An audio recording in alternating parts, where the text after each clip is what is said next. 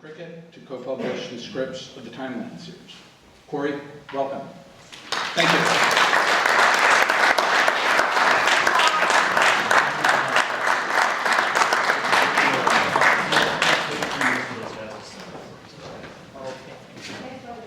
Yeah, you guys can, we can help set up now. We'll set up before we start the presentation. Want to give it a surprise, or do you want to say what you're setting up? I can say what we're setting up. I'll do the honors. Yeah, go right ahead. All right, well, Stuffy McInnis, where we are having some memorabilia connected to the baseball legend that we shall be setting up on the table alongside the screen. But allow me now to set up our presentation. Sure.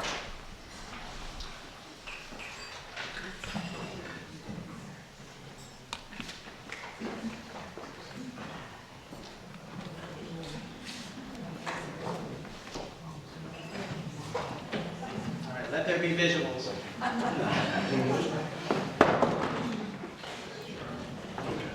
So, Ready, Kory? yeah, well, we'll start in a second. So can everyone hear me okay? Yes. I'm sort of shouty, so I'll explain for a bit how the series came to be. I do have my friends here that actually, one is a major Stuffy McInnis memorabilia collector and has the baseball cards and photographs and newspaper clippings that they've been gracious enough to help display here tonight, so we can check those out afterwards. So essentially, I want to thank the museum, of course, for having me here too. I've done this once before on the Masconomo Hotel and the Booth family, which was a great event. I love doing these. Timeline Cape Ann is a collaboration amongst local libraries and museums and newspapers. I do this for 1623 Studios, which is the local public access station, Channel 6 on Comcast Cable. I've done about 36 of these over the last handful of years or so. They started out as little minute-long bits for social media. So I would usually have, like, say, one photograph or talk about Stage 4 Park or Wingersheet Beach or Singing Beach in 1 minute, where I could maybe spit out 7 facts or so. But they got popular, so we started to tell a few more facts, and then 1 minute turned into 3 minutes, 5 minutes, 8 minutes.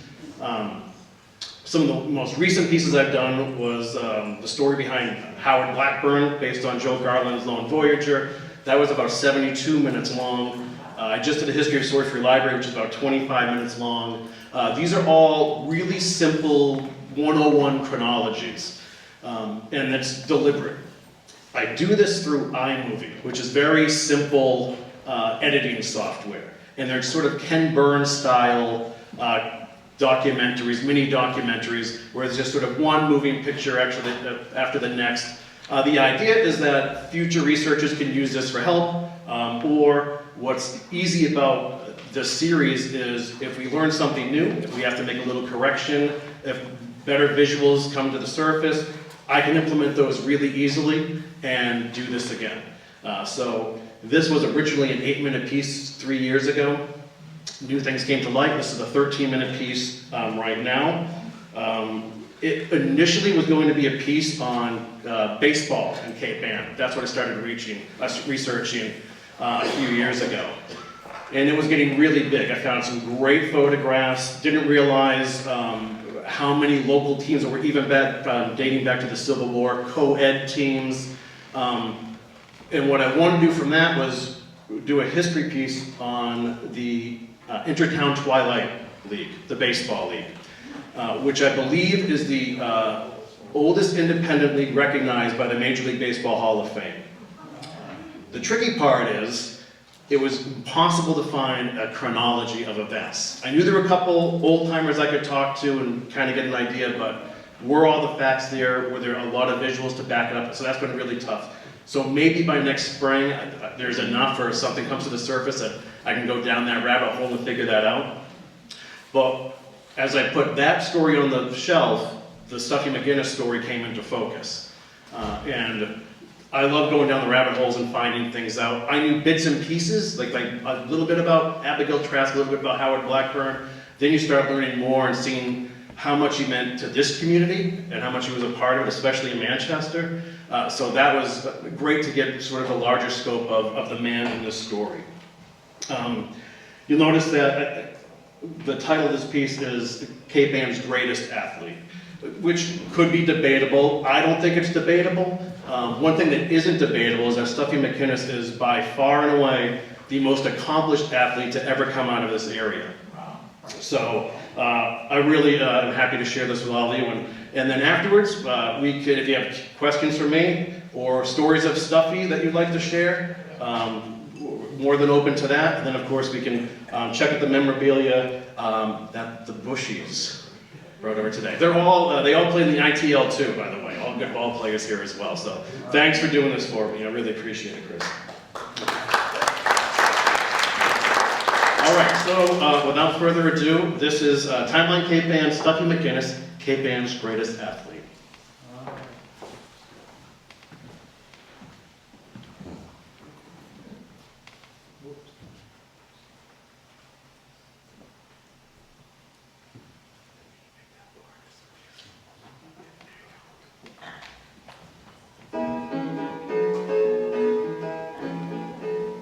Baseball on Cape Ann dates back to just after the Civil War, when the concept of leisure time and vacation travel first became a part of the country's culture. Before modern rules were established, there were teams of 9 players each from every neighborhood competing in round ball, or town ball as it was initially called. Baseball's popularity soared across the United States. Leagues, exhibitions, and barnstorming teams became favorite summertime sensations alongside other newfound phenomena, ice cream and days at the beach.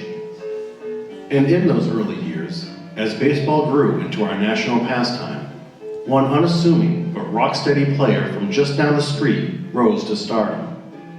Today he remains the most accomplished professional athlete in Cape Ann's history.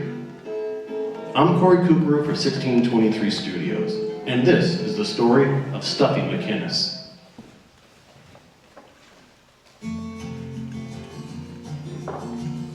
John Phelan McInnis was born in Gloucester on September 9, 1890, the fourth of 5 sons to Stephen and Uda Villa, who hailed from Nova Scotia. The McInnises lived on Warner Street, where Father Stephen took care of driving horses and was a fireman on one of the city's first ladder trucks. The McInnis brothers fell for the baseball craze, practicing day and night with taped up balls of their mother's knitting yarn.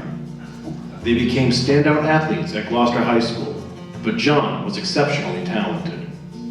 Just 5'8" and 150 pounds, John was a multi-sport star, captaining state baseball championships in 1906 and 1907. His flawless defense at shortstop, the position for the most skilled baseball players, earned him the nickname Stuffy, because after each great play, folks in the crowd yelled, "That's the stuff, kid." Stuffy's play caught the eye of Dick Madden, a fellow ball player and the premier baseball promoter on the North Shore. Local traveling teams attracted large paying crowds, so Madden recruited Stuffy for a semi-pro team in Beverly, which featured adult and college players. Stuffy continued to excel. He left Gloucester High without graduating to play for the semi-pro Averill Hustlers. Before turning 18, Stuffy was earning $100 a month, about $3,500 a month today. Promoter Madden raved about the young phenom to a man he knew from the barnstorming circuit, Connie Mack. A Massachusetts native, Mack, born Cornelius McGillicuddy, was a decent player, but really made his mark as one of Major League Baseball's powerful early pioneers. He gained renown as the manager and part owner of the Philadelphia Athletics, also known as the Philadelphia A's. Mack wanted Stuffy to play for the A's, but because Stuffy was underage, he couldn't legally play in the majors until the following season. So, Mack signed Stuffy to play for Philadelphia's farm team in New Bedford. Around here, Stuffy was the toast of the town. He played to heavy fanfare all over the North Shore. A townie team in Lynn even held Stuffy McInnis Day to celebrate the big news. All of this for an 18-year-old kid who just a couple years earlier was hitting balls of yarn with sticks in fields and farms throughout Gloucester. In March of 1909, Stuffy reported to spring training in Savannah, Georgia. The inimitable Mack, who famously managed games in tailored suits, immediately took to the business like McInnis, who, like Mac, didn't smoke or drink. Stuffy made Philadelphia's opening day roster as a backup shortstop, outperforming dozens of athletics prospects, including Joseph Jefferson Jackson, known better by his legendary nickname, Shoeless Joe. At age 18, Stuffy was the youngest player in the 8-team American League. In 6 months, he went from Stage 4 Park to the grand opening of Shibe Park in Philadelphia, the country's first steel and girder ballpark that housed over 20,000 fans. For 2 seasons, Stuffy filled in various positions, using his time to learn the game's nuances, everything from coaching strategies to finicky field conditions and the temperaments of every umpire. In the meantime, Connie Mack's Philadelphia Athletics were becoming a dynasty. They won the World Series in 1910, after which Mack replaced the team's aging star first baseman, Harry Davis, with Stuffy.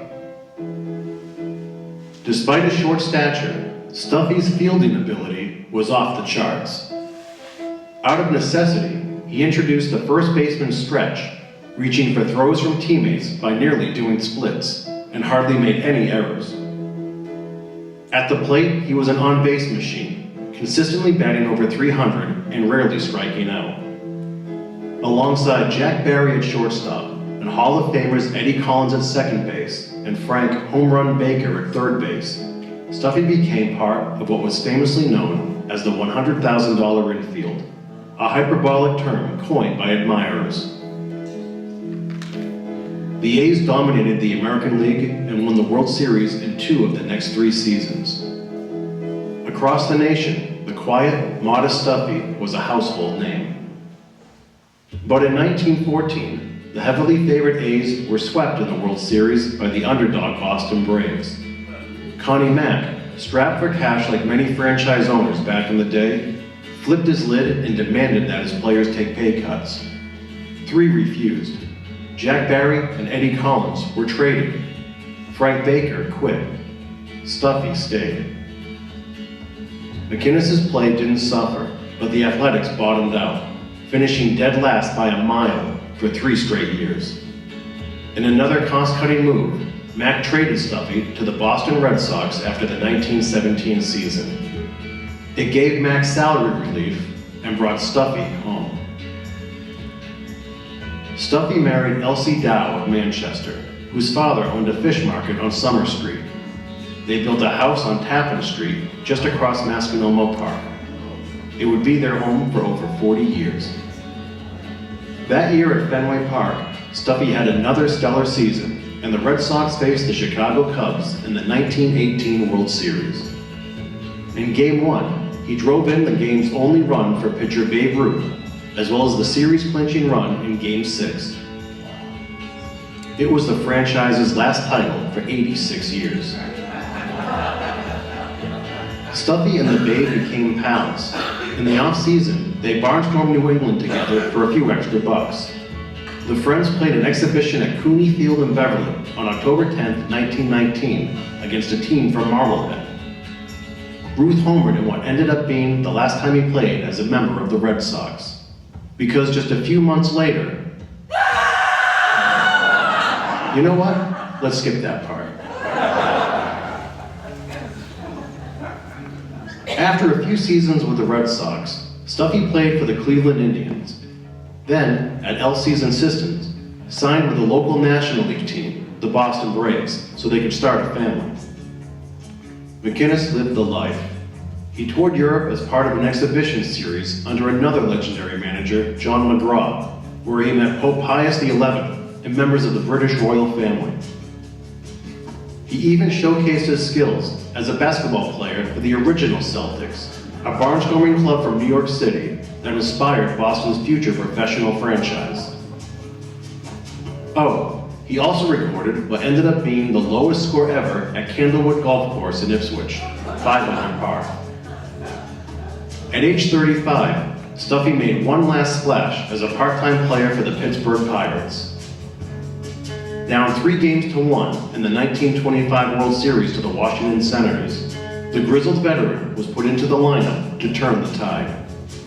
Stuffy was one of the first in baseball to utilize the shift, a defensive strategy where fielders are moved from their normal positions depending on the batter's hitting tendencies.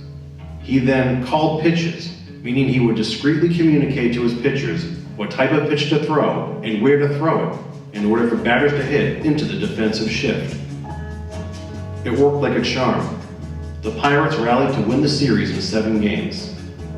It was Stuffy's 5th World Series title, making him one of only a handful of players in Major League history to win championships with 3 different teams. Stuffy's playing career ended in 1926. Upon retiring, he managed the Philadelphia Phillies for a year before coming home to Cape Ann. For the better part of 3 decades, Stuffy coached at the college and amateur levels, including a decade at Norwich University, before finishing his baseball career in 1954 after 5 seasons at Harvard. Stuffy quietly spent the rest of his days in Manchester with Elsie, their daughter Eileen, and their 3 grandchildren. He was a huge supporter of youth sports and often cheered on Manchester's high school, known then as Story School. Stuffy made a routine of getting his afternoon newspapers from the Manchester fruit store, chatting with kids along the way, and shooting the breeze with pals in the back room of the Old Browns Market. The simple life of a superstar. John Stuffy McInnis passed away in 1960, just 1 year after Elsie. Both were laid to rest at Manchester's Rosedale Cemetery. Incredibly, despite a laundry list of achievements, records, and grassroots campaigns, Stuffy has yet to be inducted into the National Baseball Hall of Fame. Some say it's because he wasn't a home run hitter. Others say he was surrounded by flashier names. But the numbers don't lie. You be the judge. And keep in mind, to date, there have been more than 20,000 Major League Baseball players. A career batting average of .307, hitting over 300 12 times. Top 10 all-time for lowest strikeout ratio. He's one of only 2 players who struck out less than 10 times in a season with more than 500 at-bats. He's 3rd all-time in sacrifices. He had 2 streaks of 150-plus games without an error. He holds the American League record for fewest errors at first base. His career fielding percentage was .990. That means he didn't make an error 99% of the time during his 19-year career. Even if you don't understand baseball, just know this. Stuffy McInnis was a stud. It's hard to believe that he's been overlooked and largely forgotten by baseball fans in the Baseball Hall of Fame. Then again, here's something to think about over your next fistful of peanuts and Cracker Jack. It's been over a century since Stuffy McInnis retired. How is it possible that of all the ballparks, all the school stadiums, and all the playing fields groomed around Cape Ann over the last 100-plus years, that none have been named after the area's most accomplished athlete, John Phelan Stuffy McInnis? Maybe it's time to correct an error for the man who hardly made one.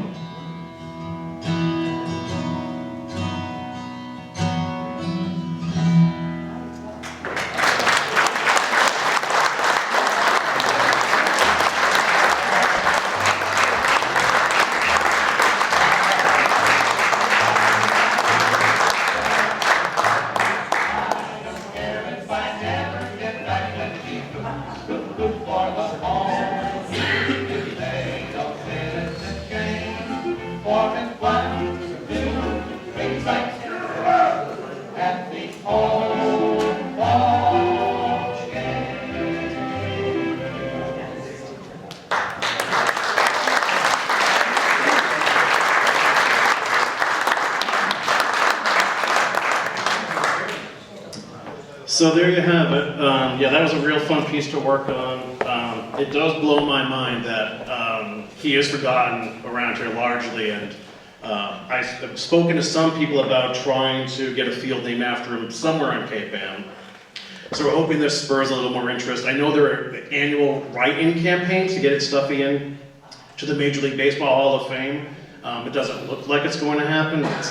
It's through the Veterans Committee. It's through a lot of red tape at this point, but it should happen. But either way, yes? When did you make this film? So I originally did this 3 years ago, and then I revised it this past spring. So the great thing about the series, like I said, is we can, if there's new information comes to light or like those statistics need to be adjusted somewhat, we can always do that. It takes me like less than half an hour to fix it and get a new version out there. So, did anyone here actually interact with Stuffy or anyone who knew Stuffy at all? Because I knew like Spiro Brown, he sent me a video message with stories of hanging out in the grocery store with Stuffy back in the day too. So we were hoping he would come tonight. He couldn't. I know like Erica and Rusty had COVID, so he couldn't be here either. And Rusty was working on, we believe Stuffy's granddaughter actually lives in Beverly. We were hoping she would show up. But they're aware of this, and we'll probably do something down the line for this as well. So, yes. I'm from Beverly. I moved up to North Shore about 15 years ago from Beverly, so I'm still learning the real estate around me. Was there a still, or is there a baseball field? That field's been gone for a long time now. Because what I had worked with Amtrak for 20 years, and one of the things I've found, which is a magnificent baseball field near the train station up in Rockport. Yes, Evans Field. Did he play in that? Or? So if you remember the one photo with the two towers in the stand, that's Evans Field. That's probably the nicest picture in the. I may be able to help you because for 20 years I was the marketing manager for Amtrak from Canada down to Virginia, and then when the Solar Express came in, they made me from Boston to New York. They started. But under my tenure there, I was in charge of their sports program for, all the way down to Washington. And I'm just thinking out loud. Yeah. But we used to move all the teams, including the Red Sox, back and forth. I know enough people in the sports industry. It's one of these things where it's who you know. It's who you know, and the barnstorming was a big part of supplemental income for the players back in the day. Like, even Babe Ruth was doing it. He played in Beverly, and where Stuffy even playing with the original Celtics out of New York. But this is absolutely. I'm blown away from it because I played sports and baseball was really my thing. I played basketball too. Baseball, I remember Ted Williams and everything. And I'm just amazed I knew nothing about this guy. Yeah. And I think your issue here is the question of marketing.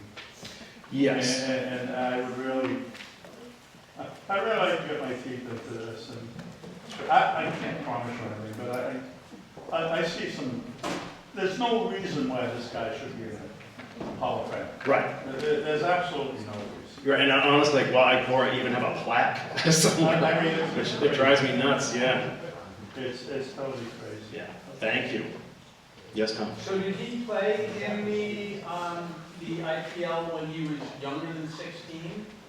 Well, he played for that Beverly team in Haverhill, but I don't know, because they were semi-pro teams. Yeah. So, but I'm not sure that was part of the ITL then. Because he immediately, like, he's drafted by Connie Mack, but he was still in Gloucester High School, so he leaves before graduating and has to play in New Bedford. But so what would happen is he'd be playing high school ball. When the season was done, he could play a game or two in Beverly, play a game or two in Haverhill. Okay. Connie Mack knows about this because he's from Massachusetts, hears this great player, and then drafts him and sends him down to New Bedford. Yeah, which is pretty amazing. But the original scout that finds him, this Dick Marshall or whatever, is from the Beverly area and worked there, started that semi-pro team. Thank you. Just an FYI. I'm sorry. Are there any other questions before people would like to go up and take a look at any of the memorabilia? Yeah. Just an FYI, talking about marketing, I'm doing a project with Beverly and Bobblehead on the old battle over the Navy. And I came across, Bobblehead really had the marketing.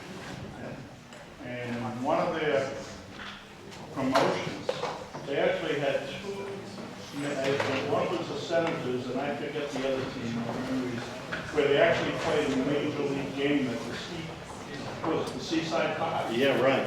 And, Right. just to make it. Yeah, that's where a lot of the big barnstorming things by Marblehead. Yeah, it's crazy. Okay. Yes.